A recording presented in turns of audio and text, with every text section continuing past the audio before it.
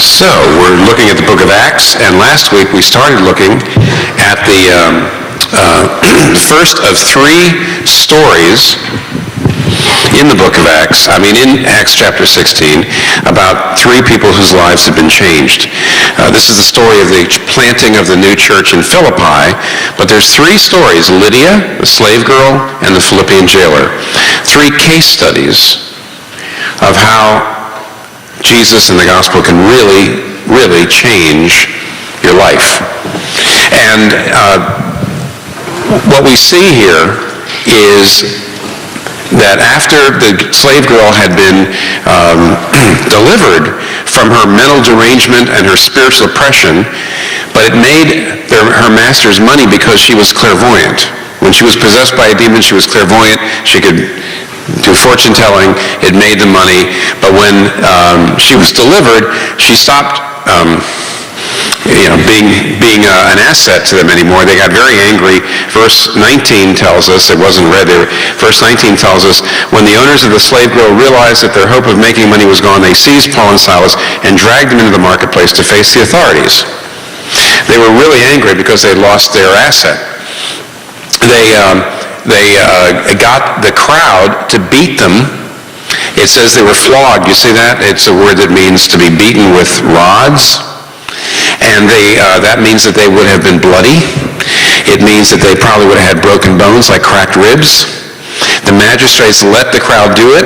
There wasn't a trial. They just let them do it. And it tells us in verse 23, after they had been severely flogged, they were thrown into prison, and the jailer was commanded to guard them carefully. And that brings us to meet this third person who became a Christian in the beginning of the planting of the church in Philippi, the Philippian jailer. Let's just see what we learn about him and how he finds Christ, and then we'll draw some lessons. So first of all, what do we know about him? We know that because he was a jailer, he was probably ex-military. That people that had these jobs generally were Roman soldiers who were retired, and when you were retired, your pension was you got a civil service job. You can imagine when a man got to the place where you're having trouble keeping up, let's say late 40s, early 50s, something like that, what you do is you give him these kinds of jobs because as a soldier, he would have been a very good jailer. He knew about weapons, he knew about defense, he knew about keeping people prisoner and so forth. And therefore, he was a blue-collar guy, he was a tough guy, he was a civil servant, ex-military. So if you want to put these three people, Lydia, who was a affluent, cosmopolitan business owner, a slave girl who was a mentally deranged, exploited person, and now the Philippian jailer. If you want to put them into a New York context, you could say that Lydia was an owner of a boutique here on Madison Avenue, that the slave girl was like a drug-addicted prostitute, exploited by her pimps in some inner-city neighborhood, and you could say the Philippian jailer was a blue-collar ex-military civil servant who lives in Queens. And then you got it. There's the three guys. There are the three people. Now, here's one of the things we know about this man. Because of his military background, he was a brutal person. Because you notice that even though he's not told to do this, he's just told in verse 23, guard these prisoners carefully. Verse 24, it says, when he received these orders, he put them in the inner cell and fastened their feet in the stocks. You know what he was doing? First of all, he didn't wash their wounds. He didn't bandage them up. They were wounded, they were bloody, they had broken bones probably, and he didn't do anything for them. It's not until verse 33, after he's converted, that he does something nice for them. Secondly, he puts them in the inner cell, which means away from the light and away from the air.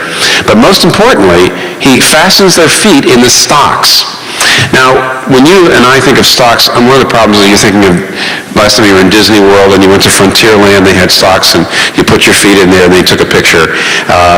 This was something else.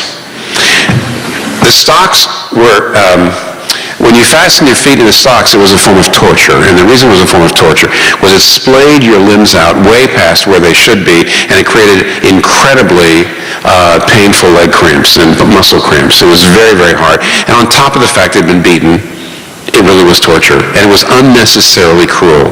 He wasn't asked to do that. He was probably the jailer was probably trying to ingratiate himself with his his masters, the magistrates, because it was pretty obvious that they didn't like this guy. So he thought he would pile it on. And the only other thing to notice about him before we move on to see what happened is that he's a person who was not someone that Paul could start talking to about the gospel. I mean, Paul talked to Lydia right away because she was a seeker. She was a Gentile reading the Bible, reading the Old Testament, looking for God. Even the slave girl was, spiritually very troubled, and Paul confronts her in the name of Jesus. But this is a different thing, this guy. Paul didn't begin with this man by talking to him. He didn't begin to try to get the gospel across in words. He had to show the man the power of the gospel in his life. And that's what he does. Because the jailer sees two things in Paul and Silas, two amazing things. He sees that in the face of suffering, peace and joy, and in the face of cruelty, kindness and forgiveness. See, first of all, when the jailer saw these men, he saw in the face of suffering, peace and joy, because it says in verse 25, about midnight, Paul and Silas were praying and singing hymns to God, and the other prisoners were listening to them. Now, the verbs there mean the other prisoners were fascinated. They were riveted. They were listening. They were amazed. That's actually what it's saying. And of course, here's why they would be amazed. This is a culture. In fact, the Near East, even today, the Middle East is today, a place where people they don't hold their feelings in. If you went to a funeral back then, if you went to a funeral today in the Middle East, people don't sit quietly in the funeral parlor, when people tiptoe. They yell, they're crying, they're wailing, because they're aggrieved, and they express it. And in that culture, when people were angry, they expressed it. When they were in despair, they expressed it. And yet here are two men who've been beaten, been treated with unnecessary cruelty. They must have been in a great deal of pain, and they're singing praises to God. They're not wailing. They're not cursing. They're singing praises to God, and everybody was amazed. And don't you doubt that the jailer saw that too.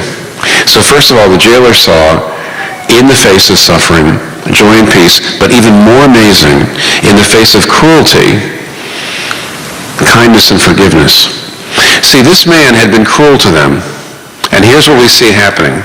Verse 26, suddenly there was such a violent earthquake that the foundation of the prison was shaken. At once all the prison doors flew open, everyone's chain became loose. The jailer woke up. We don't know quite where he was. He must have been nearby, or maybe he was in the jail somewhere. And from his vantage point, he saw the prison doors open. So he drew his sword and was about to kill himself. Why?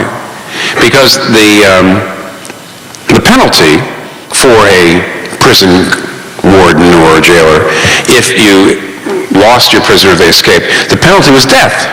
And he was a man who was a man of honor in a shame and honor culture, and he wasn't going to wait for execution. He was going to kill himself on the spot.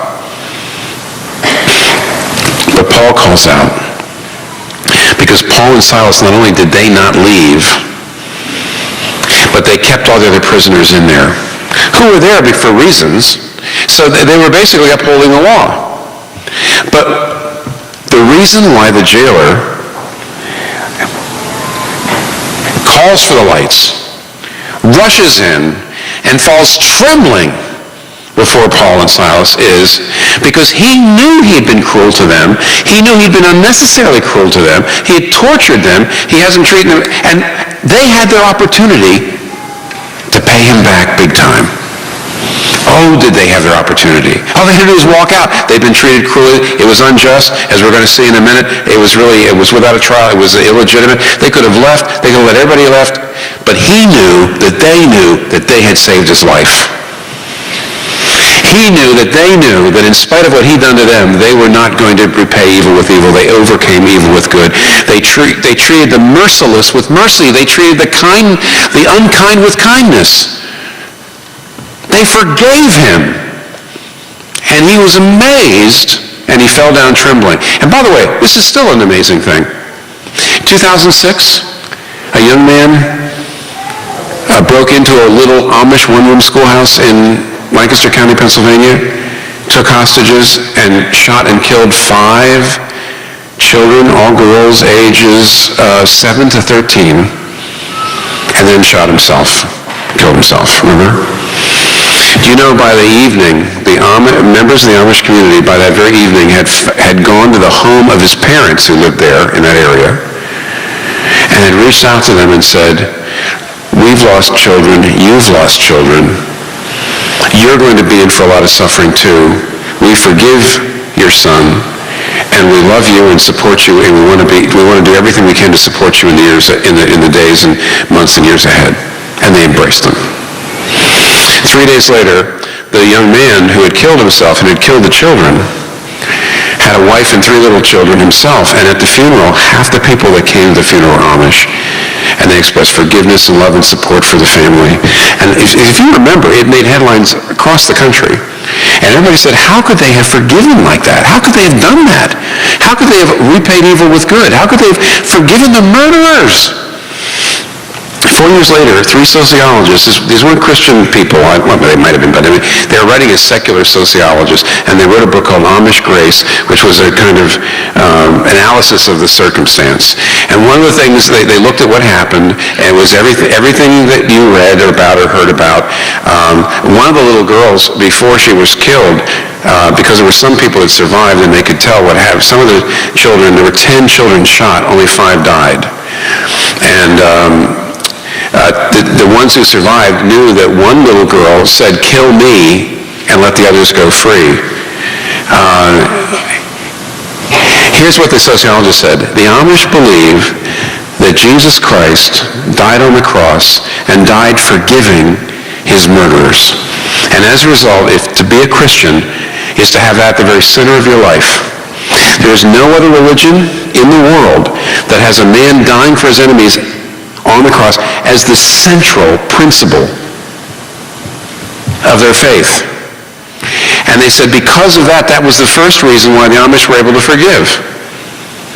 But the second reason they said, and I thought was brilliant, is they said, forgiveness is an act of self-renunciation. Have you ever thought of that? You're renouncing your right to pay back. You're saying, for the sake of God and for the sake of other people, I'm not going to pay back, I'm going to forgive. Forgiveness is an act of self-renunciation. And here's what they said. We live in a culture of self-assertion. Every American child is told, you have to assert yourself. In other words, your freedom, your rights, they are important. The sociologist said, Christianity says the meaning of life is deny yourself. The meaning of life is self-renunciation for a Christian. I give up my freedom for God and others. I give up my interests for God and others. I deny myself for other people. And they said, if we are now, America is a consumeristic, individualistic culture. And it's a culture of self-assertion. And if you harm people in a culture of self-assertion, their response will be revenge. But in the counterculture of self-renunciation, which is what Christians should be, what the Amish were, when you harm them, the response is forgiveness. And they said, do not think that our secular culture, which talks about self-assertion all the time, will ever respond the way these people did. Intuitively, the jailer understands this. He knows that Paul and Silas have something he doesn't have. He knows that they've got a power he doesn't have, that their ability to forgive shows that they have a connection to someone that he doesn't have. And so when he saw the power of God in their lives, and secondly, he saw the power of God in the earthquake, so he comes running in and he's falling down. Why? He says, what must I do to be saved? I need this God. I saw the power of your God in your lives because of the way in which you handled suffering and the way in which you handled persecution. But now I also see the power of this God in the earthquake. I won't be saved unless I have a relationship with this God. How do I have a relationship with this God? What must I do to be saved? And by the way, that question, what must I do to be saved? Anybody who has any self-knowledge at some point in your life, you'll ask that question in some form. You know what what's the first of the 12 steps? You're powerless over your problems. See, AA knows that even though people grow up being told, you can handle your problems, you have within yourself whatever it takes to handle whatever life throws at you, AA knows that it's a lie. The Bible knows it's a lie. At some point you'll realize you're flawed on the inside. There are many forces arrayed against you on the outside. And the only way you're going to make it in life is if you get outside help. What must I do? Who can rescue me? What intervention from outside do I need? What must I do to be saved? That's a question everybody needs to ask. Everybody should ask if you know who you are. Now notice what he asks. What must I do to be saved? He's a man of action. He expects that if he's going to get God's salvation, he has to do something. He has to earn it. Remember Naaman, the Syrian general? This is in the Old Testament, 2 Kings 5. And the story of Naaman in the Old Testament, he was a man of action. He was a man of valor. He was a military man. And when he was told that though he had leprosy, he could be healed by the God of Israel, that he needed to go to Israel to get this healing, when he went down there, he expected that he would have to do something in order to get God's salvation and his healing and his favor. And when Elisha the prophet said, just wash in the Jordan River, if you want your healing, just wash in the Jordan River, Naaman was furious. He was insulted. He thought that he was going to be told to slay a dragon or rescue a princess or something like that. I mean, surely this God has high standards. He's certainly not going to give out his salvation just to anybody. What? Wash in the Jordan River? Anybody can wash. Any child can wash. I'm a man of action. I can earn this. Any child can wash. That's the point, Naaman. And do you see what the answer is? What must I do to be saved? Like Naaman, the jailer expected that Paul was going to say, here are the 50 things you need to do. All he says is, believe in what Jesus has done. What must I do to be saved? Just believe in what he has done for you. In other words, salvation is free. The reason why Elisha said, just wash, he was trying to say, it doesn't matter who you are. It doesn't matter whether you're strong or weak. It doesn't matter whether you're good or bad. Salvation is free, and that levels everybody. Do you know how Jesus, when he was talking to Nicodemus in chapter 3 of John, he's talking about the new birth. And he says, as the son of, that's right, Jesus says to Nicodemus, as Moses raised up the brazen serpent, the bronze serpent, on a pole in the wilderness, so when the Son of Man is lifted up, all who believe in him will have eternal life. Now, why does Jesus bring up that strange incident? The incident is in the book of Numbers. It's in the Old Testament. And it's about the time where the Israelites rebel against God, and they're smitten with a plague. They all get a disease, and a lot of them are dying. And they cry out in repentance. They say, God, we're sorry. So how does God give them their salvation? He says to Moses, Moses, put a bronze serpent up on a pole. And by the way, all of you in the medical world, you probably have Moses' bronze serpent, which is still the symbol of healing, in some little insignia on your uniform or on your whites or whatever. But the point is, Moses was told, put that up, and anybody who looks at it will be healed. Now, do you see why God set it up that way? Some people were stronger, some people were weaker. Some people could have walked over and talked to it or touched it. Other people were too weak to even get up. This was the great leveler. It meant anybody could be saved. It didn't matter whether you're strong or weak. It didn't matter who you were. All you had to do was look.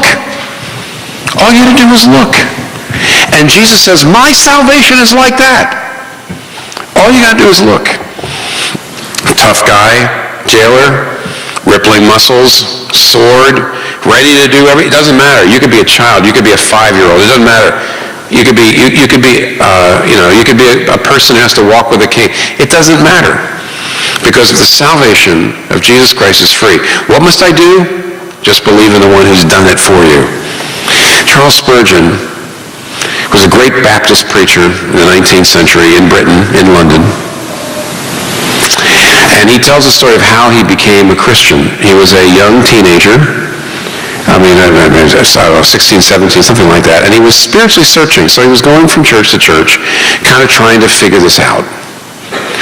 And one day, evidently, this is in January of 1850, he tells the story of how he became a Christian. One Sunday in January 1850, there was a huge snowstorm. And as a result, he just walked around the corner to a little primitive Methodist chapel. When he got in there, he found because of the snowstorm, there were only 12 people in church. So he sat down in the back, under the gallery. That's where you people are, under the gallery. And not only were there only 12 people there because of the snow, but the minister couldn't get in because of the snow.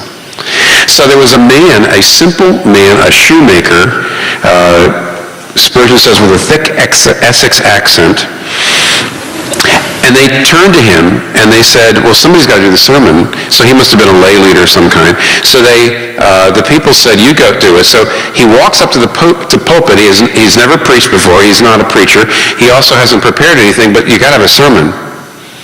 So he walked to the pulpit, and this is what Spurgeon says happened that day. He opened to Isaiah 45, verse 22. Look unto me, and be ye saved, all the ends of the earth. So the man began, my dear friends, this is a simple text indeed. It says to be saved, we only need to look. It ain't lifting your foot or your finger, it's just look. You needn't have gone to college to look. Even a child can look. You needn't be worth 1,000 pounds a year to look. Anyone can look. And then he said, but then the text says, look unto me. Now. Many of us are looking to yourselves, but it's no use looking there. The text says, look unto me. And then the good man lifted up his arms. Look unto me, I am sweating great drops of blood. Look unto me, I'm hanging on the cross. Look unto me, I'm dead and buried. Look unto me, I rise again. Look unto me, I ascend to heaven. Look unto me, I'm sitting at the Father's right hand. Oh, look unto me. And after the good man had gone on for a few minutes like that, about as long as he could, Spurgeon says, the man saw me sitting under the gallery. With so few present, he recognized me as a stranger, a visitor. So he fixed his eyes on me and he said, young man, you look very miserable. And you will always be miserable in life and miserable in death, if you don't obey my text. Young man, you have nothing to do but look and live. And Spurgeon says, the blow struck home and I saw it at once. I had been waiting to do 50 things to find God. But when I heard that word, look, the cloud was gone, like when the brazen serpent was lifted up. The people only looked and were healed. So it was with me. I looked and looked and looked until I could almost have looked my eyes away.